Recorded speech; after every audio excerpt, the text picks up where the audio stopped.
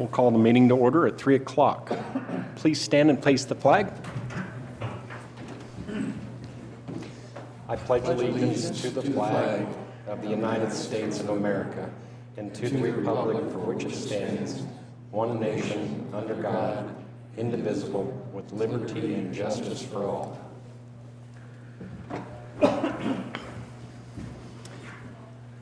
All right, commissioners, make sure your microphones are on. We have two new commissioners. We'll take just a few minutes and let them introduce themselves. Dale McCullough and Travis Payne. Travis, go ahead. Yeah, my name is Travis Payne, lifelong resident here. Work for the city doing the water treatment, run the water department over there. So, yeah, looking forward to being on the committee and hearing all the issues. Dale? I retired a few years ago. My wife was born and raised here, so we decided to relocate back to home. I've been here for a while, saw an opening on the board and decided to try to fill it and see if I couldn't help the community out. I've been a design engineer, contractor for the better part of my life. Thank you, and thank you both for being on the committee. All right, if I can get approval of the agenda for April 5th. I make a motion, we approve the agenda for today, April 5th, 2022. I'll second it. Okay, I have a first and a second to approve the agenda for today. All in favor? Dale? Aye. Aye. Aye. Aye. Aye. Aye. And approval of the minutes from the March 1st, 2022 Planning Commission meeting. Are there any corrections, additions, or changes?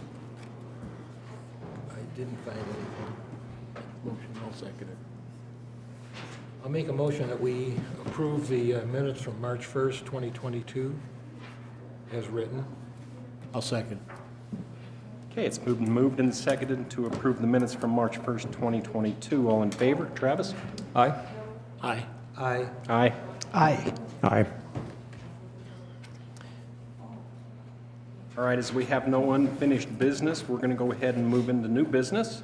We're going to start with zone change 21005 Castleton. Mr. Slater? Thank you, Mr. Chairman.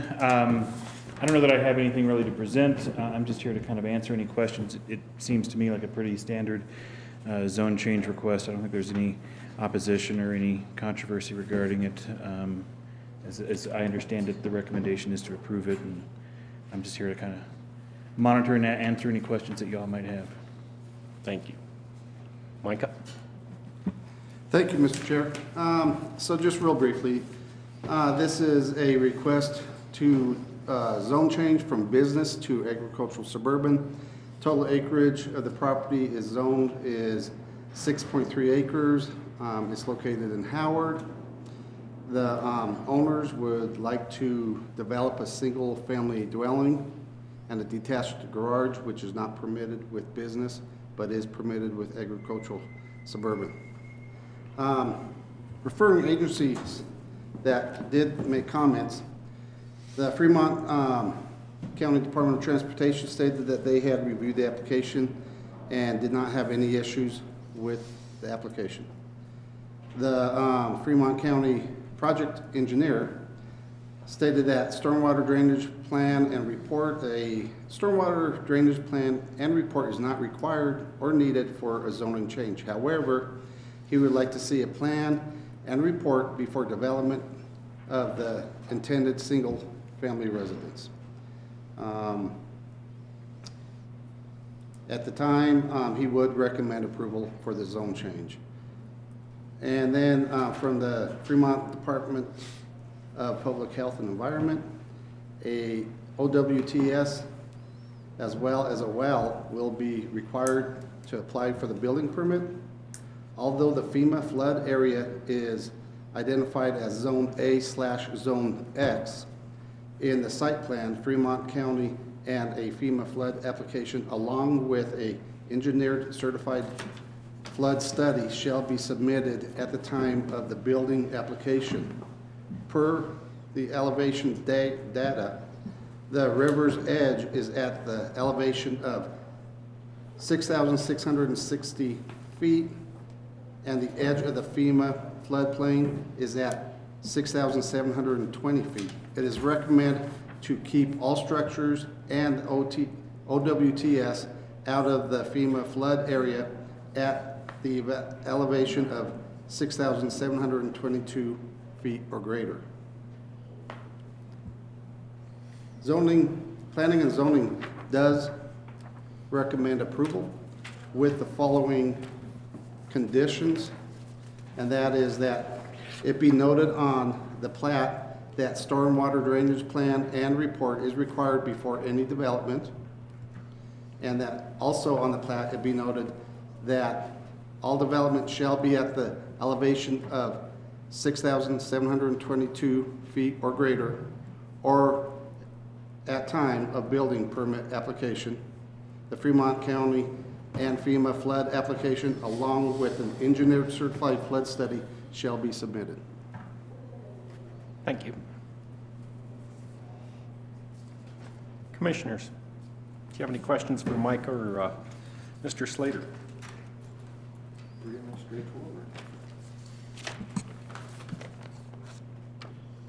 Mr. Slater, you guys are okay with all the contingencies and everything to be noted on the plat? Yes, yes, absolutely, yes.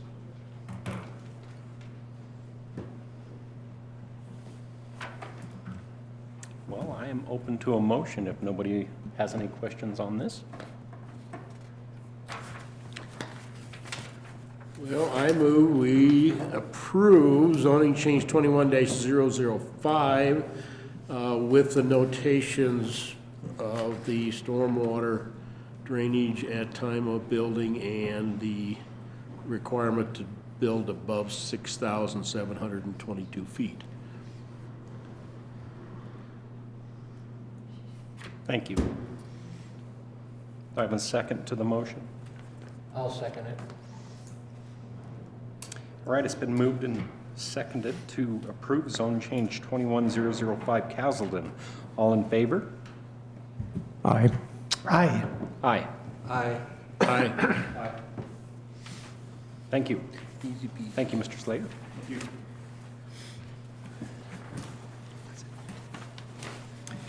We will move down to SRU 21006 Black Hills Energy Desert Cove North Penrose. And Mr. Cochran. Chairman, Commissioners, staff, I'm Seth Boudelaire. I work for Black Hills Energy, and so I'm going to do the presentation today.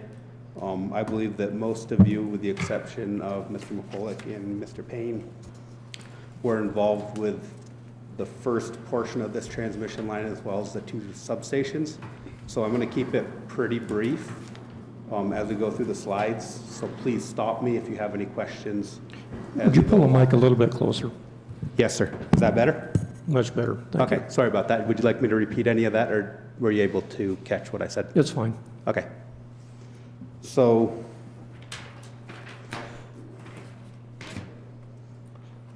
like I said, I'm with Black Hills Energy. We're the power provider for Fremont County, as well as Pueblo County, and a larger portion of southern Colorado. We have around 18,000 customers here. We can look up here, it shows our footprint. We also do natural gas, but that's not really relevant to this presentation. Next slide, please. So this is going to be an overview. Let me know if the mic doesn't pick me up again. So this is going to be an overview of this entire project. The entire project is called the Southern Reliability Project. So the project starts here in Pueblo. It actually starts at our West Station substation, and we've already built up here to Desert Cove. Then it traverses to the west across the Walker properties, and right about the Fremont County line, we enter into Fort Carson. And then this is the Penrose area, which is the area that we're speaking of today. It's about 6.2 miles. And then here's the North Penrose substation. And from North Penrose over to the Hogback substation, We've already built that line. There's a little bit right here that's left to pull conductor in, and we built both that Hogback substation as well as that North Penrose substation. So during our last permit hearing, we were faced with a lot of controversy here in North Penrose, and our original plan was to follow this WAPA 230 line. So the commissioners, as well as yourselves, permitted the substation, permitted the line, so both substations and the lines, and I made the promise to the county commissioners that I would find a way to voluntarily acquire the easements we needed for the 6.2 miles that we had controversy in. So today, we're here to ask for the permission to build that 6.2 miles, which we've acquired all of the easements on and through a voluntary process, which included easements from individual landowners as well as actually going out and purchasing properties to try to make this work the best that we can for the community.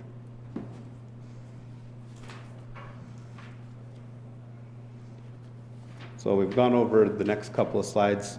We'll hit some real highlights on that one if we want to. Okay, let's go back one, please, Micah. Oh, yeah, sorry. So Hogback to North Penrose, which is a section of line that was built today, 16.7 miles. It will be completed probably by the end of the month, depending on weather. We're trying real hard not to disturb more soil than we need to. So we do get rain and snow at this time of the year, and we're not in a huge rush to get that done because we have to build this other section for this project to be complete. We're here today for the 6.2 miles that are left in the Fremont County. And the Desert Cove tap is 1.4. That's not really relevant to this. The substations that are involved with this project, the Hogback substation, North Penrose substation, Turkey Creek Solar substation. I'm not sure if you guys have heard much about that Renewable Advantage plan, but there's a plan in place to put 200 megawatts of solar on Walker Ranches, which will actually tie into this line. So that's another benefit here to Fremont County, is we'll have those renewable resources put into our portfolio. And then the Pueblo West Industrial Substation, which has its 1041 permit, and we're in design right now, but that's in Pueblo County as well. This is just a little bit closer of a view of that section of line, the 6.2 miles that we're asking for permission to build today.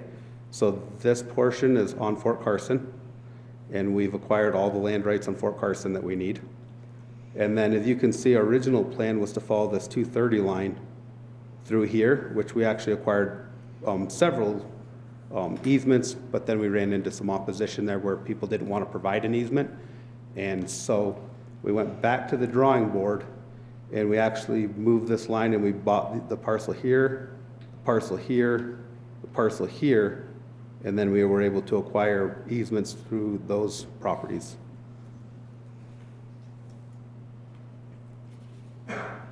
So this slide shows what our typical structures are going to be. We're going to build everything out of steel in this section of line, mainly due to the Walkers requesting steel monopoles on their ranch, which is the large majority of this section. So we didn't think that it would be very prudent to inject wood poles in there when steel obviously has a much longer lifespan. So this is a picture of a steel H-frame structure. So it'll be two lighter steel poles with a steel arm. This is a monopole. We use this steel monopole in the areas that we could.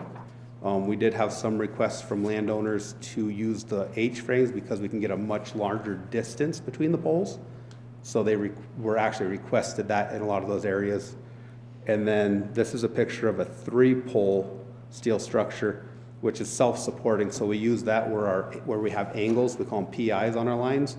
And one of the benefits of that is that we will put foundations in the ground, and they're self-supporting, so we don't have any of the guy wires and things like that coming down, taking up less of a footprint than necessary. So project information, the power line is in an agricultural forestry zone, minimal impacts to ranching and farming.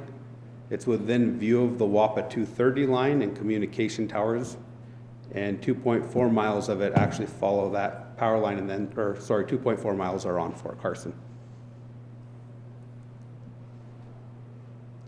We follow the natural topography to the best that we can. Coordinated and consulted with affected landowners. A third of the line is sited on Fort Carson. A quarter is on BH-owned parcels. Those are the properties that we purchased. And then within a view shed of the adjacent Wappa power line. So that was really fast. Questions? I'm sure there has got to be some. Steel work versus wood poles, is it just the lifespan of the pole itself, so you don't have to go back in and mess with them? It is. So steel poles cost more to construct, but with wood, we have more of a maintenance issue with it. Wood shrinks, the bolts then become loose on it. We have to come through and osmose test them every 5 years, where we have to drill into the wood to check the integrity of it. Steel has more wildfire resistance. So all in all, a steel pole has a longer lifespan, less maintenance involved with it, but a larger upfront cost. What about lightning? Do they affect the steel poles, or you just have to ground them well? So all the structures are grounded. If you want to back up to the structure slides. So at the top of each one of these H-frames are 2 grounded static wires. One of them actually carries fiber optics, so that's our communication from substation to substation. But they're both up there designed to catch lightning before it actually gets to our line. And then the single pole will have one at the top. And then right here at the joints, because these poles are come in 2 pieces generally, is a ground strap that's about 1 inch thick, probably 6 to 8 inches long, that's bolted on both sides. And then at the bottom right here, we have a ground rod that goes into the ground. So very, very well grounded. So no chance of getting hit and starting a prairie fire? Very, very minimal. I can't say never up to anything, but steel poles are much more resilient to that. Okay, thank you.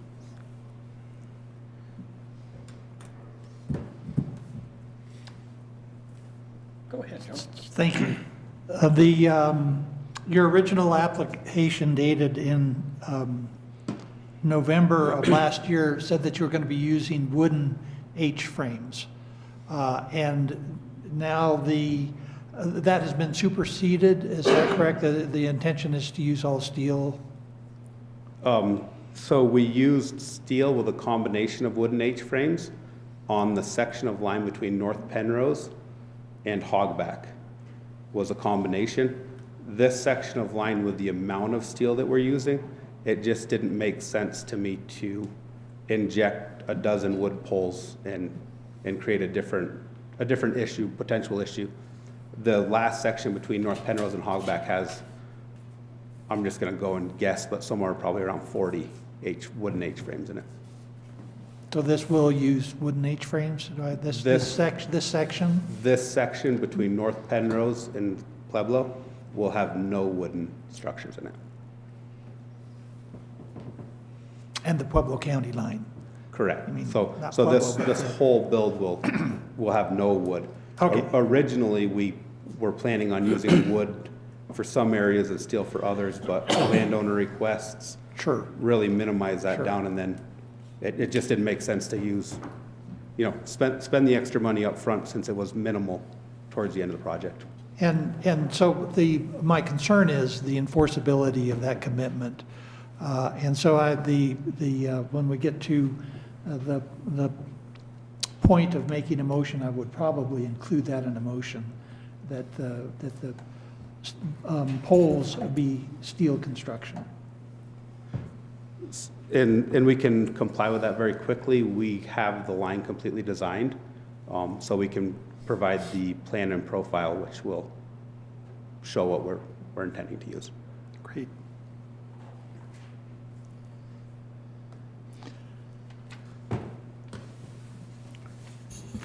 Commissioners, any more questions? Yeah.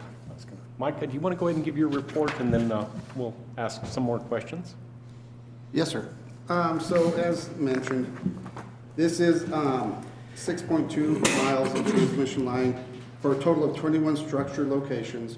The height of the towers are going to be between 65 feet and 76 feet. Referring agencies that did comment, the Fremont County Department of Transportation said that they did review and they did not have any comments at this time. All access is from private roadways. The Fremont County project engineer stated the application is adding power lines and only adding H-frame carrying poles. Reviewing the application packet, information resulted in the following comments. Stormwater drainage plan and report. Variance is not required. A stormwater drainage plan and report is requested since only poles will be added and effect on stormwater will be minimal and stormwater drainage is not needed. And Fremont Department of Health and Environment did not comment. As for the Planning and Zoning Department, we do recommend approval with the following waivers. Having found that since only poles will be added, the effect of stormwater will be minimal, staff recommends approval for the waiver of the stormwater drainage plan and report requirements. And having found that the implementation of buffing and screening requirements should not provide any visual barrier from the proposed structures due to the structure's heights, we recommend approval for the waiver of buffing and landscaping plan as requested. Thank you.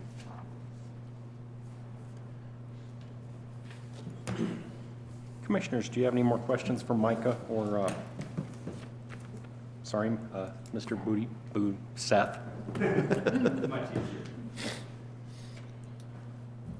Will you be doing, so how far down in the ground are you gonna have to drill to set these poles, or will you be? Yeah, that's a good question and a hard one to answer. So what we do is we go through there and we do geotech. So they take samples, every one of these structures, we call them self-supporting structures because they actually, instead of just having more weight down with the wind, they're actually holding an angle. So those structures, each one of those structures has had the soil bored at them. And then we use kind of a average to determine the depth of the single poles as well as the H-frames. Do you have a typical drill depth, average, for this soil type? So the rule of thumb, if you're a lineman and you're out there setting a pole without geotech, is 10% of the height plus 2. So a 70-foot pole would be 9 feet deep. That's your rule of thumb, but these are all specifically engineered per location. Sure. And then do you haul those spoils away? They're either hauled or spread, so we actually do a stormwater plan, and then we follow the recommendations of the stormwater inspector, which is a third party that comes out and looks at them. Gotcha. And then do you know typical size of concrete pad that these would be on? So the H-frame and the tangent generally have about 6 to 8 inches of extra hole around them. And then we backfill it with flow fill. We found that that's a little bit more, it works better than trying to tamp the dirt back in. And then these angles are very specific, so I don't really have a good size for you on those. Sure. It just depends on the 6 base. to 8 inches, typical 7 foot down, roughly. Yeah. Yeah. 6 to 8 inches outside the pole, so, you know, if the pole's 12 inches. Yeah. Understood. Okay. Do you envision there being like concrete washouts for washing out the trucks at each? So they have to bring, to comply with the stormwater plan, they bring the metal washout tubs with them. Sure. And do those sites have to be identified in the stormwater plan? I didn't notice any, but I was just curious about that. They are identified on page, well, I don't think they have page numbers on the plan, but Yeah, I they are think so. identified. They are identified, okay. Mhm. Thanks, I must have missed that one. And I had a follow-up question there. On that particular page where you identify the concrete washout area and in your stormwater management plan, you identify the items that will be used for the concrete washout containment. And it says alternative concrete washout containment system may be used if approved by Xcel Energy. Do you intend to seek approval of Xcel for your, any alternatives? I'm afraid that's a typo. I thought perhaps. We used a consultant from HDR that does a lot of work for Excel up in Denver to draft that stormwater plan for us. You might do a word search on Excel next time you need to use it. Thank you. Do you mix the concrete on site or fly it in with a helicopter? They bring it in with the concrete trucks, or, for example, on the hogback, they couldn't get the concrete truck to the top, so they actually laid it out and pumped it all the way to the top. Really? Yep. Okay. That was the same expression I had when they said they were gonna pump it, but I said, really? But they did it, so. Okay. Next. Can I ask a question now? That kind of leads to a question I have. I'm looking at your submittal and I see that you have access point at 115 and K, and that's the only access location to your right-of-way that I saw on there. However, in other submittals, you make a reference to various surface streets and private driveways, et cetera. Is there any provision that you're going to make for looking at those roads? See, your traffic study shows only traffic after the construction's done. I'm concerned about these ready-mix trucks coming in and out. The reason I'm concerned about that is because I saw what happened on that line that runs from that substation over to the one out to the west. They did quite a bit of damage to private roads there, and they were driving on private roads where they didn't have permission to drive on them. And I didn't see any reference to that in your submittal, and I'm wondering if there's going to be any mitigation there. So I'm not aware of the private roads you're speaking of. We have utilized some different roads and some different, should we call it a subdivision? But being we've acquired land rights in those subdivisions, that actually gives us rights to that road. And then we have actually installed culverts where we're done. Whenever we get a concern, we go back in and we mitigate it. We just installed some culverts for a customer just a little bit to the north of here so their irrigation could flow better. So we try really hard to mitigate any damages that we've caused to any of those roads at the end of the day. Okay, I guess maybe you went over this at a prior meeting or something, but I'm just a little confused because according to your submittal, you have basically a laydown yard at the substation at Pueblo West where your materials these poles are going to be delivered to that site, correct? So we've altered that laydown yard slightly to being on Highway 50 on the Walker Ranches in Pueblo County. Okay, so how do you get those poles from that point up towards the substation at 115 and K? So they would traverse down Highway 50 and up Highway 115. And then they would traverse down private access roads through those areas to our either acquired easements or properties we own. So 115 and K is probably referenced in there, and I apologize, I don't do that particular part of this planning, so I'm not 100% up to date on that particular thing. But we have the substation at 115 and K Street, and so we have identified that access location because we'll be crossing over 115 onto those private easements when we're building that power line. So you don't intend to bring any of those poles down through the surface streets in Penrose at all? At this point, no. So they'd come down Highway 150 or Highway 50, down 115, and then onto the private roads that go down through Beaver Creek. Okay. And then outside of that, we come to get onto Fort Carson, we come across Highway 50 onto Walker property, and then we traverse up there. And you'll use the same routes for the ready-mix trucks? Yes, sir. Okay.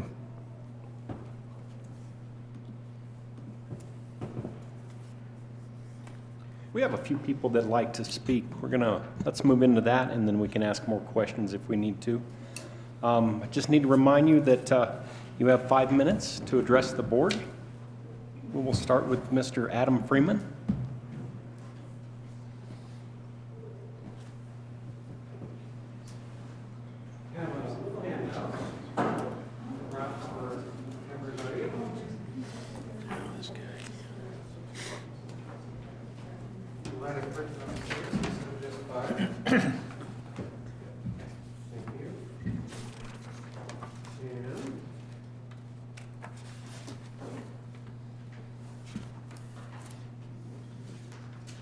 Thank you very much for letting me talk today.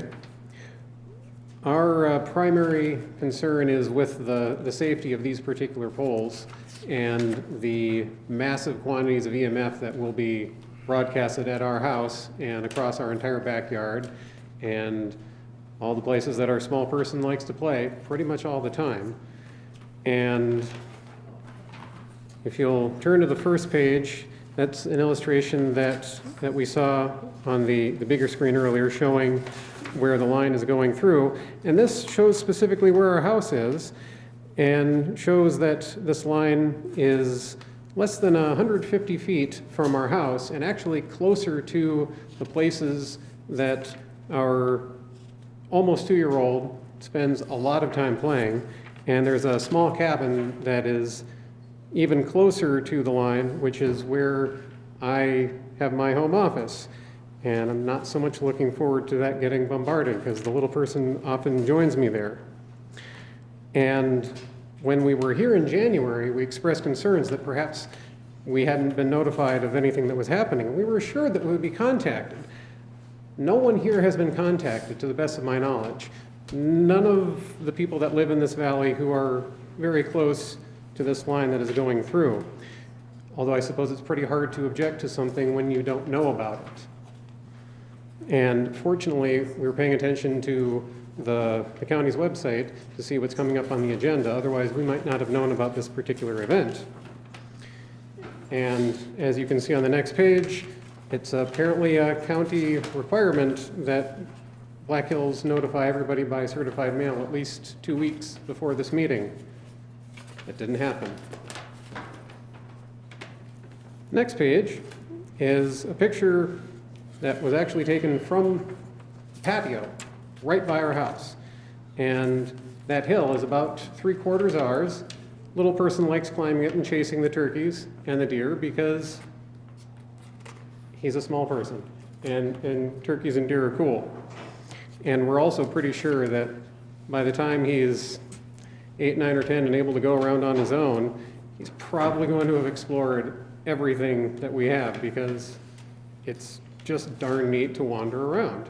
And he likes it. It's great. The next page is our best guess. The scale may be exact, may not be exact, but best guess as to what those poles are going to look like right on top of our backyard. And one thing that is also a little leery-making, I'm not a construction engineer, but I'm pretty smart with materials, and we have a variety of neighbors who have had significant structural issues over the decades of having homes up on that higher part of the valley because the soil that we have is a lot of clay, a lot of sand, and it moves a lot. And I was really hoping that one of the young men would be here because he just finished his 3rd significant basement renovation after some significant cracking. And we also find it kind of absurd that Black Hills is planning to put the pole right on that corner of very soft ground when they have so much more available. And then on to the next page is more of the meaty information as to why it is that we're so concerned. Because there are a lot of first world nations, as you see, Belgium, Finland, Israel, Netherlands, etc. You have 1 minute. Sorry, Pardon? if you could wrap it up, you have 1 minute. Sorry. And you'll see that there are various limitations as to how much, in theory, microtesla energy should be broadcast 24/7. And those have a significant impact on the development of childhood leukemia in small people over time because it's a cumulative exposure. And you'll see that there's more that is probably easier for you to read and digest it on your own. But I think the primary point is that there are better answers, and the best answer that we can come up with. I've done contract work, a fair amount of work for Excel over the years, and probably the best answer, especially given the ground that they are working with, is to just bury the line from one side to the other, because then they don't have those construction issues, they don't have access issues that are the same, and they spent so little money actually acquiring the land that... Sorry to interrupt, but thank you. Your 5 Thank you. minutes is up. Sorry, we have a lot of people to get through today. I understand. I tried to go as quickly as I could. No, I understand. And Mrs. E. Freeman? I think she's probably not feeling up to talking. She had a sore throat earlier. Okay, I'm Mrs. Renee Freeman.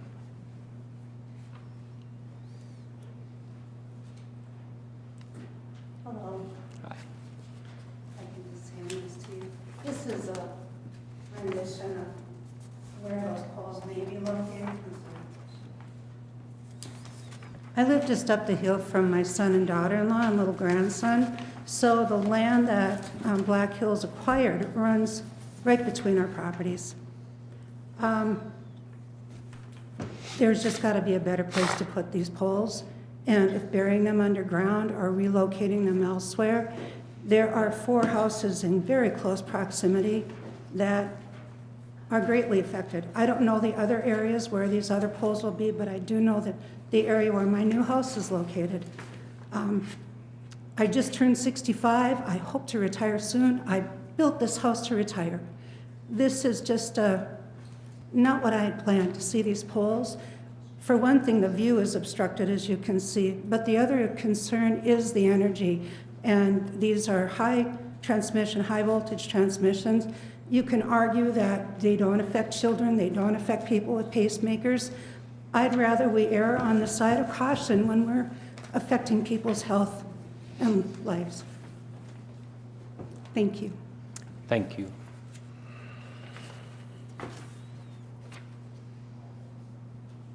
Mr. Doug Hutchinson? First of all, I'd like to thank you all for weighing difficult decisions and looking out for the interests of the people of the community, as well as the needs such as energy. I know it's not always easy. Mr. McCullough, thank you for considering the roads especially. That was a concern. That was one of the things I wanted to talk about, was the condition of the roads afterwards, because it's gonna leave a mark with that much heavy equipment going in there. My biggest concern though is this is an area with wide open spaces. First of all, I'm not a NIMBY. I am letting them put it on the corner of my property.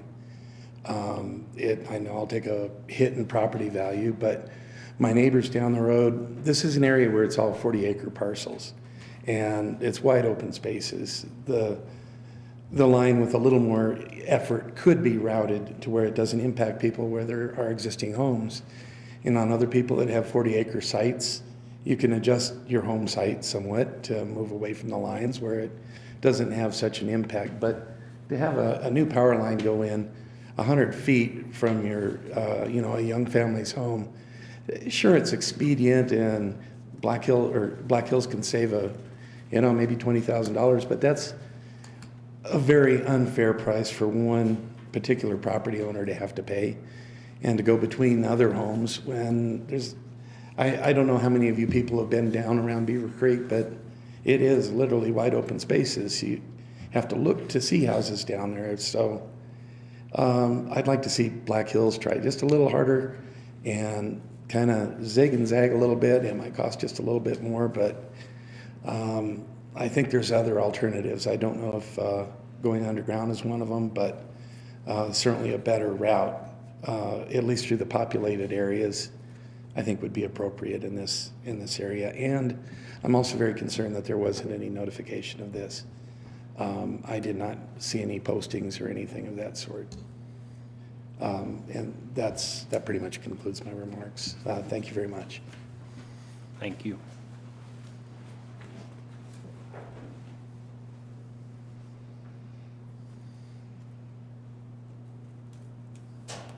Mr. Stuart Phelps?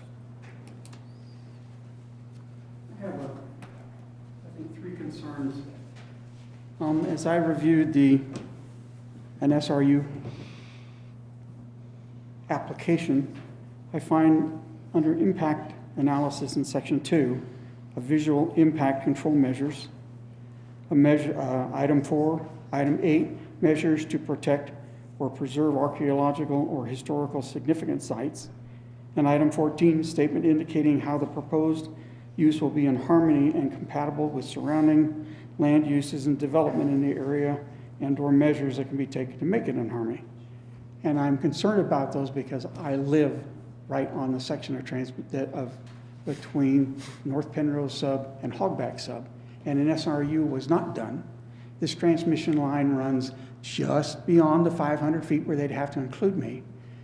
But I looked at 6 poles of that transmission line have ruined my views of the Sangre de Cristo Mountains.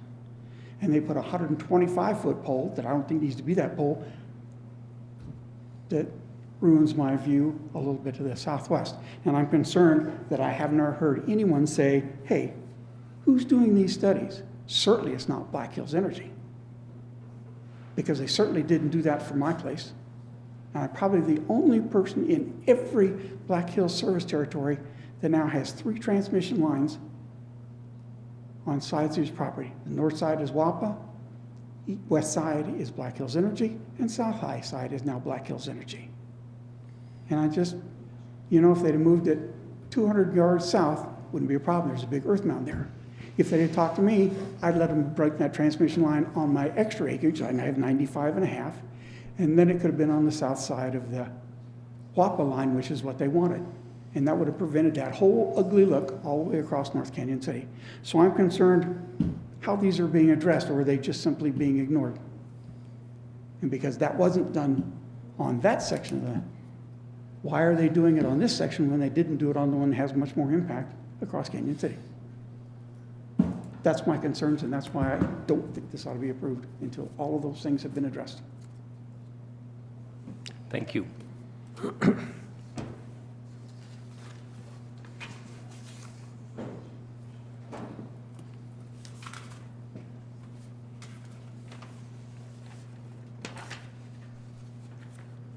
All right, commissioners, do we have any other questions for Black Hills or Micah or any of the speakers? Do you want to speak to the concerns at all? I think the only concern that I'd really like to address so that we don't just get into an argument with customers is the EMF concerns. So the Colorado PUC regulates the amount of EMF that's allowed to be outside of the designated easement. And we do engineering studies, and it can be tested, and we stay well below those limits. So I think that that's, you know, the major concern that we can address here today is that these are all well engineered. We could address the safety of the structures. That WAPA line's been there for well over 50 years. I would say more, I don't know exactly how long it's been there. It's been there for a long time. These foundations and structures are all engineered, each structure. So I'd be happy to answer some other questions if you have some. Micah, has your office verified all the easements? Yes, sir, we have. Believe me, we worked really hard because we had to make sure that the easements were accurate and everything else. I couldn't even tell you how many times we had to have them resubmit to make sure everything was correct. The other thing I just want to put at ease, if you don't mind me stating, is that notifications were not put out for this meeting. Those notifications are for the Board of County Commissioners meeting, which you will most likely be receiving something in the next 2 to 3 weeks. So next week, they will schedule the public hearing, and at that time is whenever the notifications will go out. So you would not have heard anything. You would not have been notified about this meeting, folks. And I'm sorry that you got confused about that, but that is actually how it works. Thank you for clearing that up. Maybe I could ask one quick question, Mr. Cochran. When you went to buy these parcels of property and did the zigzag and whatever to get that 6 miles, were you aware of these residences on these properties? Did you give any consideration to them at all? In the design, Absolutely, Commissioner McCulloch. So we've spent probably 2 years or better trying to find an agreeable route through Penrose We've had several community meetings in that area. We've had open houses at the coffee shop here. We've taken into consideration a lot of what the Penrose for a Better Route group has provided us. This path was actually something that we worked very closely with that entire group to come up with. We know that it can never be perfect, but we're extremely proud to be able to come to you guys and say, look, we were able to find a path of all voluntary land right acquisitions. That was something that myself, and I'm sure everybody involved with this right from the beginning, was very skeptical of being able to do. So it took hours and hours and hours of meeting with customers, working with different landowners, finding an agreeable route to a point, and then not being able to find a path past that point. We've bought easements that we'll never be able to use because we were working our way methodically through these. So to answer your question short, we've spent hundreds and hundreds of hours trying to find the best possible path. How difficult would it be to address the concerns of the two people that are making an issue tonight? So at some point, we have to get across that little valley, and we tried going further to the northwest. We tried coming further to the south. That was the path that we could acquire the easements through a voluntary process. We bought that entire stretch of land knowing that we needed more room through that valley. Instead of buying a 100-foot right-of-way, we actually bought that entire stretch of land trying to mitigate some of those concerns.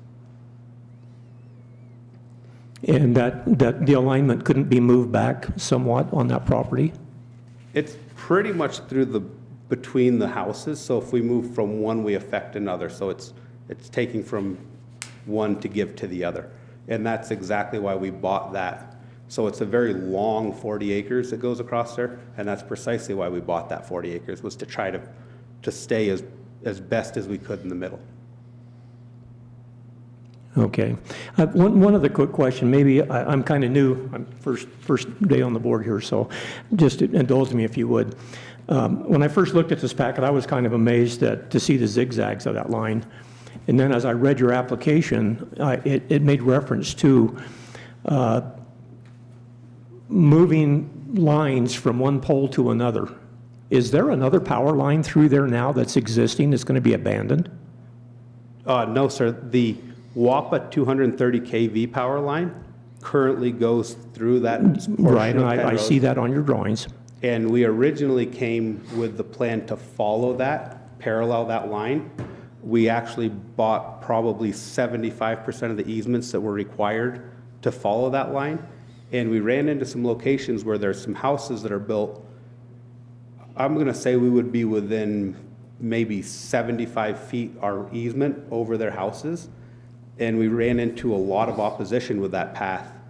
And so working with that group and those particular individuals that would have been impacted so greatly, we came up with, that was one of the recommendations actually to this and the commissioners, was to go under the WAPA line.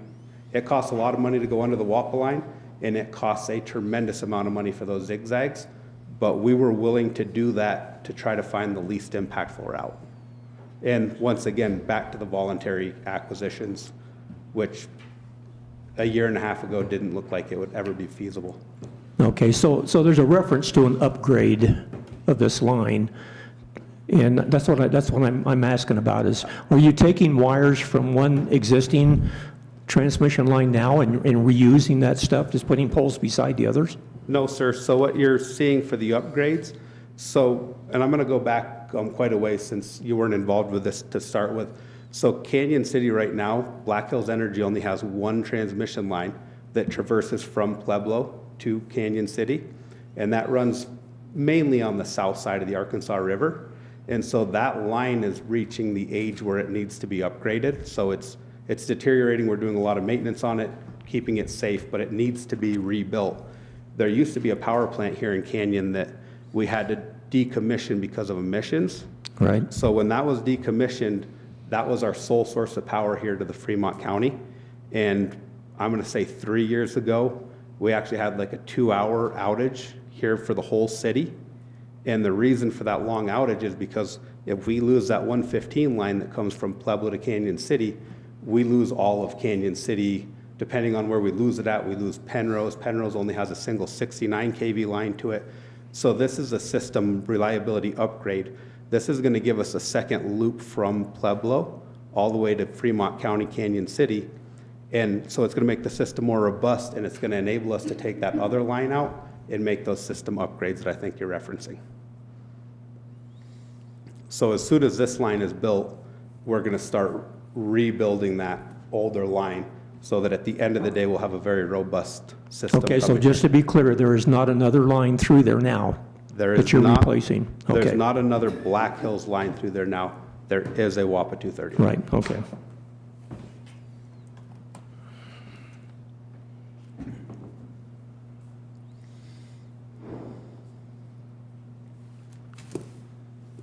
Commissioners, any more questions? Yeah, I got just one more, probably very easy and answered. One of the concerns or maybe possibilities was of trenching the line. I'm sure you guys have looked at cost benefit of trenching. Is that just far too expensive?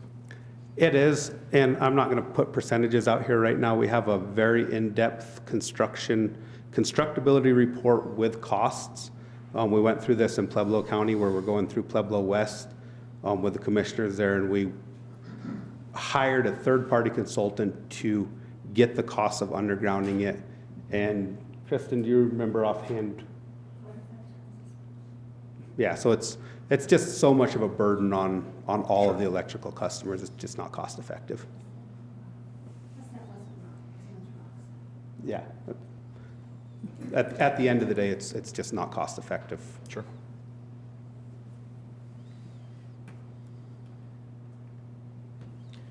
As an energy company, do you have any hard data on long-term EMF effects? Or do you just not look at that stuff? That's a very controversial subject, and we have pages and pages of reports that say there is no EMF effect, and the opposition would be able to come up with pages and pages of reports that say there is. So at the end of the day, we follow the PUC guideline and make sure that the EMF outside of our easements is an acceptable level for the Public Utilities Commission. Per their standards, yes, sir. And we've actually, for what we're building, the monopoles, even the H-frames, we have a wider easement than what's recommended.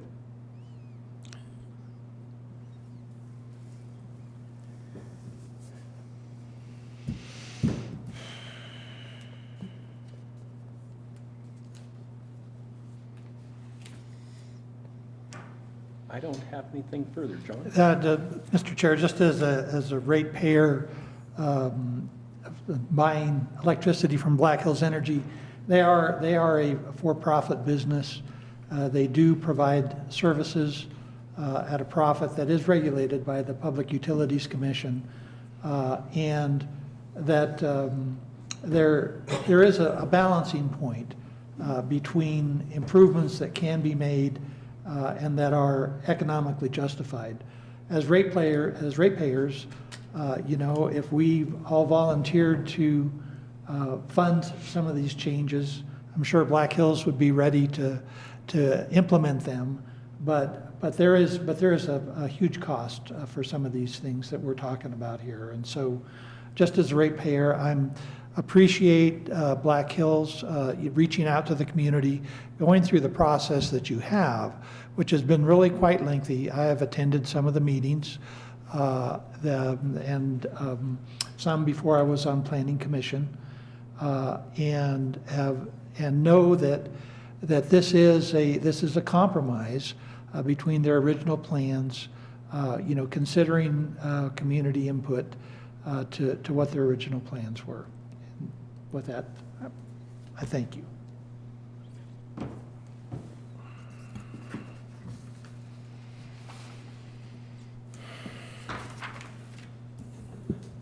I am open to a motion if anybody would like to make one.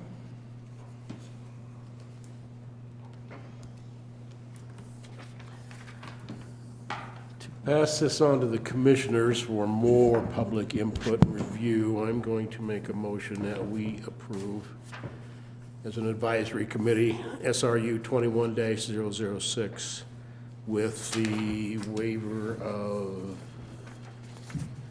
stormwater drainage and vegetative buffering.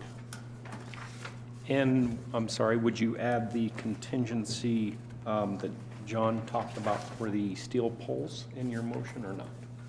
And I'm sorry, and that was what? I've forgotten. Would they all be steel? That all the material of construction will Okay, be yes, self-weathering yes, I'm steel sorry. for all Yes. poles.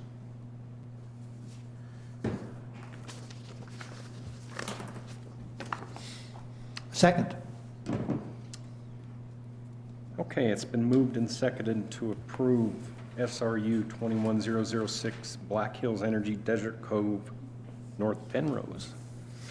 All in favor, Travis?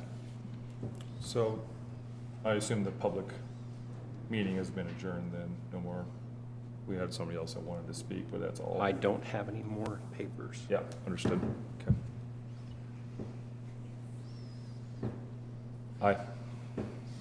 Aye. Aye. Aye. Aye. Aye.